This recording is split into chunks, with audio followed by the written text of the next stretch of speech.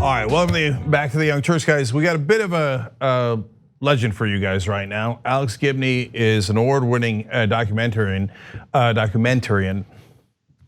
Anyway, so you say, what awards has he won? Oh, only an Academy Award, multiple Emmy Awards, a Grammy Award, several Peabody Awards, the DuPont Columbia Award, the Independent Spirit Award, the Writers Guild Award, but I gotta stop, there's more. His movies are The Smartest, Enron, The Smartest Guys in the Room, Going Clear, Scientology and the Prison of Belief, and The Taxi to the Dark Side. Okay, he's got a new movie out called Citizen K. Alex, welcome to the Young Turks. Hey, Cenk, good to see you. Great to see you. So this is about Russia. Boy, is that timely. And it's about the corruption there. In fact, I think the most compelling part of it is what happens when democracy slips away from you and the person in charge starts locking up their political opponents. Now, we're in scary times here in America, so let's hope it doesn't get to that. But that is, for the first time in my life, it's on the board, and I'm worried about that as a potential outcome here. But let's focus on what happened in Russia. So in order to do that, we're gonna get to Putin, and I know who some of the bad guys here. I'm not sure who the good guys are. That's what this movie also explored. But we got to go back to the beginning when the Soviet Union fell. So talk to us about that transition and what came out of that transition, especially vis-a-vis your subject in the movie. So Citizen K is about a man named Mikhail Khodorkovsky, who in the early 2000s became Russia's richest man. But in the late 80s, early 90s, when communism was burning and crashing and was being replaced by what would become a kind of new Wild West free market capitalism. Khodorkovsky was a son of two Soviet era engineers, didn't have much of anything. He got into a sort of black market selling of blue jeans and computers, made a grub stake. And then there was this peculiar period where Russia decided to go cold turkey into free market capitalism. And in order to transfer the assets of many of the state enterprises into private hands, they issued these things called vouchers. And everybody got a piece of one of their little local enterprises. And they could hold it and hope that it would appreciate. They could sell it. They could invest it. But nobody really understood the whole capitalist system. So it looked to a few people like Mikhail Khodorkovsky, who started buying up these vouchers because they understood how to play this new game of capitalism. The next thing he knew that he had ended up with ownership stake in a whole bunch of companies. He then became a banker. He had to read about how to be a banker. He had a book called, I think, How to Be a Banker that he read, and then he became a banker for the Russian state. And over time, he became, and very quickly, I might add, within the course of about 8 years, he became the richest man in Russia. He was one of these people called oligarchs. And by the early 2000s, 7 men owned 50% of the Russian economy. Oh, Jesus Christ. Although on the other hand, here in America, 6 men, I believe, 6 people own as much wealth as the bottom 50% of the country. So we're really not that different at all in that sense. We're different in terms of scale, but you're right that in many ways, doing this film was a kind of cautionary tale in terms of where we could go. Yeah. So before I get to Putin and how he changed things up there, mainly for the worse, if you can believe that, because so far what we've set up is not pleasant. Let's go a little bit more unpleasant. One of Khodorkovsky's, if I'm saying that right, and there's no way I am, political opponents gets gunned down in a hail of bullets at one point. Is that a coincidence? How dirty were the oligarchs in setting this up even before Putin arrived on the scene? Okay, let's just say that era of the 90s was kind of either a Wild West era, or if you want another metaphor, it's kind of like Goodfellas with Gulag. And the person you're talking about is a man named a man who was the mayor of Neftyugansk, a city in Western Siberia. And he was a kind of opponent of Khodorkovsky's because he claimed that Yukos, the company that Khodorkovsky controlled, wasn't paying taxes. Khodorkovsky claimed that This guy was taking the taxes when they did pay them, and he was giving it to Chechen gangsters instead of paying the salaries of nurses and doctors. They ultimately reached a kind of an agreement, but 2 days later, this guy was brutally gunned down. As somebody said to Khodorkovsky, his brains were spilled out all over the street.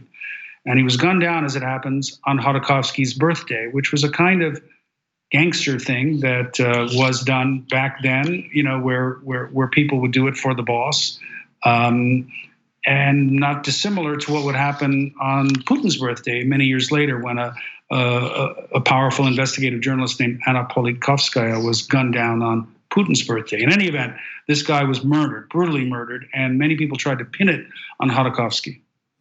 But it sounds like, based on your telling of the story there, it's also possible that it wasn't him, that it was the fact that he did that the mayor did the deal with him.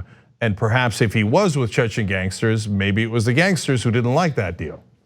What do I know? I don't know. That's why I'm asking. No. I think you're right. I think it was the Chechen gangsters. And I spent a lot of time on the murder in the film, because one of the things that happens is that, while we don't know for sure who did it, what's true is that over time, as Khodorkovsky becomes an enemy of Vladimir Putin, mysteriously the charges keep changing, and the people who committed the crime keep changing, until by a few years ago, now the Russian government is certain that it was Khodorkovsky who did it. So it's it's a way of making the facts fit the political context. Yeah. So Alex, now we arrive at Putin. So you've got these oligarchs, these 7 guys controlling a huge percentage of the Russian economy. Putin wins. First, did he? Okay, he didn't win. I mean, the fact is, Putin was appointed president by Boris Yeltsin. Mm-hmm. Yeltsin wins in part because of the oligarchs. In 1996, Yeltsin had a 3% approval rating, but the oligarchs did this famous deal called loans for shares, where they gave the state and Yeltsin hundreds of millions of dollars in exchange for huge positions in national companies. And that's how Khodorkovsky got Yukos, his oil company. So Yeltsin is in power, and the oligarchs assume that Yeltsin's going to take care of them. And they assume that the guy that Yeltsin is going to appoint, Putin, who he does appoint him sort of midnight 1999, right as all the computers were turning for Y2K. He appoints him president, and Putin takes over, and the oligarchs assume that Putin is going to protect their money and their power and privilege. How'd that turn out for him? Well, it depends.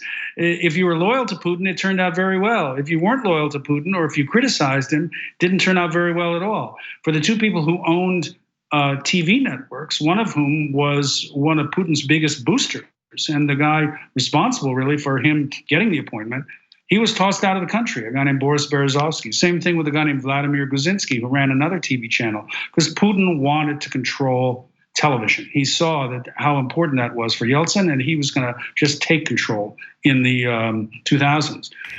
The other person it didn't end up so well for was Khodorkovsky. In 2003, Khodorkovsky was on a televised panel with Putin about corruption. And Khodorkovsky basically accused Putin of corruption on national television. And a few months later, Khodorkovsky was in a Siberian prison. I'm sure that's a wild coincidence. We're going to get back to that, because that's really the heart of the matter here in a second. But by the way, political operatives taking over a television station because it's so important. I mean, somebody who worked for Richard Nixon and did communications for him, and then George H.W. Bush, one of the biggest Republican operatives in the country, taking over a station like Fox News, and they're running it as propaganda for the Republican Party. I mean, that would never happen here in America, would it? Never. Let alone, if you ask me, CNN, NPR, New York Times, all working for the corporate Democrats, but that's another story. So maybe another documentary one day. Okay, so he takes over the TV stations, but I want to just quickly, relationship between Putin and Yeltsin.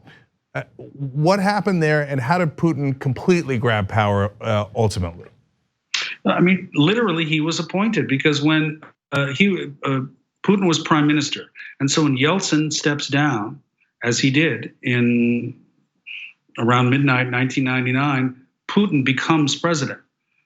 So he was appointed, in effect, by Yeltsin. Now, 3 months later, I think it was 3 months later, he runs for election and he wins.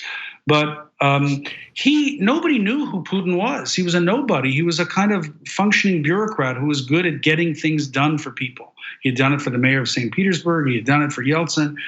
But with the power of television behind him, he refashions himself as a kind of macho superhero who's going to save Russia, really, from the chaos that was caused by the oligarchs. And he's going to bring the oligarchs to heel. And he's going to bring the violence in Chechnya to an end with more violence. So he was going to be the strong man that was going to make Russia great again. And indeed, for some period of time, things were more stable, aided in part by the fact that Putin benefited from the fact that oil prices suddenly soared through the roof and cash was just pouring into Russia in the early 2000s. Yeah, that's another lucky break for him. So Khodorkovsky, I guess he didn't understand the political dynamic there, which I'm surprised by, because looking back at it with the benefit of hindsight, of course Putin's going to arrest you. But at that point, was that the beginning, and that's why he didn't understand how obvious it was going to be that Putin would arrest you and not care about the facts at all? Well, the signs were there. I mean, Guzinski and Berezovsky, the two people who owned the TV networks, had their networks taken away from them. And indeed, after Khodorkovsky called out Putin on national television, two of Khodorkovsky's key executives were arrested. Everybody was telling him that Putin was coming for him. But I think Khodorkovsky believed that he was too big.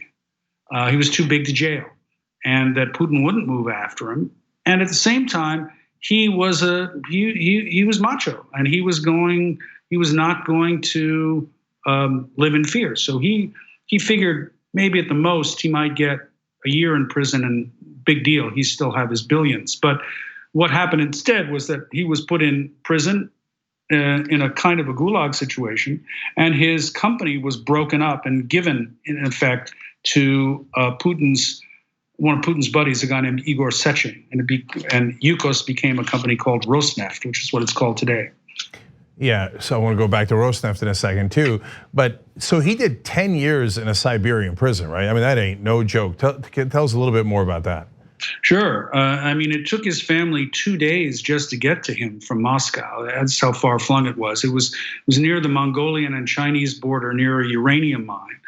And I think Khodorkovsky thought that he might spend the rest of his life in prison, because he was first jailed for tax charges, but then there was a second trial. I mean, first he was jailed because he allegedly didn't pay enough taxes on the oil he sold. But then in the second trial, the Russian government accused him of having stolen his own oil. I don't know where they thought he put it, like in his backyard or something. And it was in that second trial that Khodorkovsky had some fun. He decided it was a complete show trial. And so he began to show up the prosecutors and the judge and the whole system, not unlike sort of the famous, Abbie Hoffman trial in 1968 or 69. So it was a moment when public opinion began to turn in Khodorkovsky's direction, because up to that point, as a rich billionaire who profited, off the exploitation of the 90s, he was kind of reviled. But that public opinion kind of turned as he showed just how capricious and brutal could be the Russian state.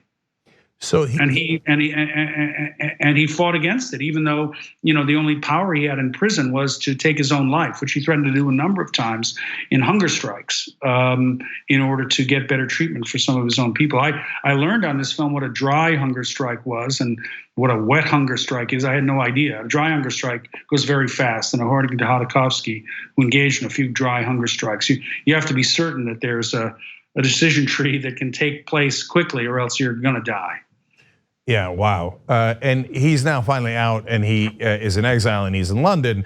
But as we all know, you're not necessarily safe in London from Putin. So no. That's a whole nother issue that we'll get to in a second. Okay, but let's go to the state of affairs today in Russia, because they have so-called elections. I don't think that those are real in any way, shape, or form. I don't believe the Russian government is honest even 1%. Am I now too skeptical, or is that roughly right? Is there anything left honest? And if I'm right about that, or at least halfway right, what do the Russian people think? Do they think, oh, we have a king and it's over? Or do they believe some of the mythology that Putin's media enablers are putting out, that they actually live in a functioning democracy? Well, Cenk, you ask a good question, because it's a peculiar kind of system. On the one hand, Putin hasn't really put in place a pure dictatorship like North Korea or China. There are elections, but the Russians call it election theater.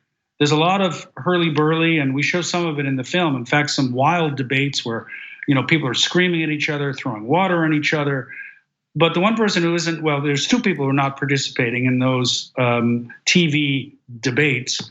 One is Putin, who everybody assumes will win. And the other is an opposition figure named Alexei Navalny, who might give Putin a run for his money, but he is not permitted by law to run for president. In fact, because from a pragmatic standpoint, because he might show Putin up. So what's interesting about the Russian system is that it needs to go through this kind of weird pretense. It needs to have this election theater. It satisfies a certain kind of demand for representative government. Indeed, recently there were big protests over monkeying with local elections in Moscow. So I think that people are paying attention. Yet at the same time, there is this kind of weirdly cynical compact between the people and the rulers, where they sort of accept the fact that it's a democracy which does have some valence, but it's not a real democracy in the sense that they know Putin's always going to win, which is okay for a lot of people, as I learned, because a lot of people, particularly outside of the big cities, like Putin. So it's a weird kind of system. Yeah, it actually, I feel like Erdogan copied Putin almost exactly in Turkey, where you do have probably elections that are a little bit more real than the ones in Russia, and Erdogan's party can lose local elections, but Erdogan always remains in power. That's right. And so, that's right. So you can rig the laws to your benefit, and that's ultimately how it works. But the theatrics of democracy are maintained. Yeah, it's important because it helps placate the people.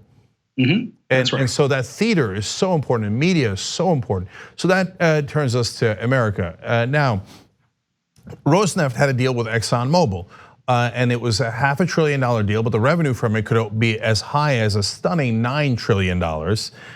So Putin appears to help Trump win, whether Trump asked for that help or not. Putin seems to have delivered it. And then, look at that, ExxonMobil CEO became the Secretary of State for America. How about that? How about that? Okay, quickly, let me. By the way, I mean, notably back in the day, Khodorkovsky tried to do his own merger with Exxon. And it was one of the things at the time that Putin, we're told, put him in prison for, because he didn't like Khodorkovsky, an independent who was opposed politically to what Putin wanted to do, giving the crown jewels of the Russian economy to an American company. So there's a long history with Yukos, then Rosneft, and Russia and the United States. It's interesting.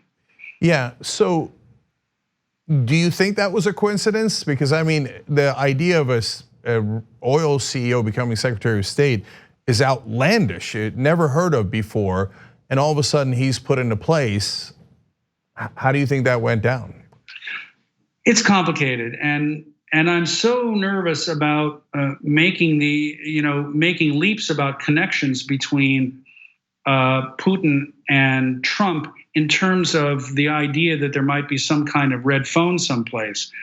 I think in a way it's weirder and more chaotic than that they see in each other kindred spirits, and that for us as Americans has to be more worrying than whether or not there's a red phone from Vladimir Putin to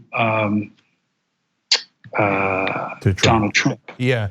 So look, that's probably another half an hour interview, right? So we'll save that. At least. Yeah. I think a lot of people are arguing about that for a long time. Absolutely, me included. So then let's go to finally the cautionary tale part. So where did the turn come? What do we have to be on the lookout for in America? If X happens, oh no, it's gone, it's already gone. But like Hodorkovsky didn't realize that by the time he was opposing Putin, it was already too late. Where's the turn where it's too late? One of the things that separates us, the United States of America, from Russia are the power of our institutions. I would argue that we have a much more vigorous rule of law. I wouldn't argue. I think it's a fact that we have a much more vigorous rule of law in this country than do the Russians. But that rule of law is being eroded and indeed threatened by Trump in many ways. And I think also the other interesting thing that Putin has been very good at is engaging in what some people call post-truth. That is to say, basically lying baldly, openly, without any care or concern about any tether to actual factual accuracy. It's almost beyond lying. It's what some people call bullshitting, just because you're just making it up as you go along. But you don't need to be worried about it. And there's this weird pact going on where people know that you're lying, but they take it anyway because they feel some sort of emotional affinity with you. But over time, what it does is erodes any kind of rational analysis of what's going on. That's something that really has happened full force in Putin's Russia. And that's something that Trump is very much a part of or echoing in this country today. The other thing, of course, there are appeals to a distant, glorious past. I mean, Putin is very fond of evoking the grand days of the Soviet Union. Most people forget that would involve Stalin. And Trump, of course, is always, wanting to make America great again, and using as his foil the people, those others that would challenge his base. So I think there are a lot of uncomfortable echoes. The other thing I would say is that let's remember that this Russia, the Russia of Vladimir Putin, is not a communist country. It's a crony capitalist country, and it's capitalism which, so long as you play ball with the powers that be, is unmoored from any rules or regulations, which is where Trump would like to take capitalism in this country. So there are a lot of uncomfortable parallels with what Trump wants to do, where he wants to take us, and where Russia is today. Yeah. That said, I don't think there's a red phone.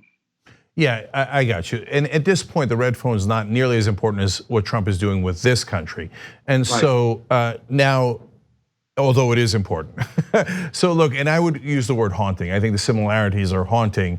And as you look at how it unfolded, and you see the same things happening here. For example, when you talk about Vladimir Putin brazenly doing things that are untrue, we covered on the Young Turks many years ago when he did this.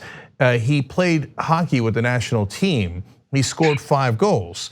He is so much slower than them, and they let him score, and it's the most obvious thing that you could possibly see. But yet they do it. It's almost like, it's a form of torture where you get people to admit things that they know aren't true, right?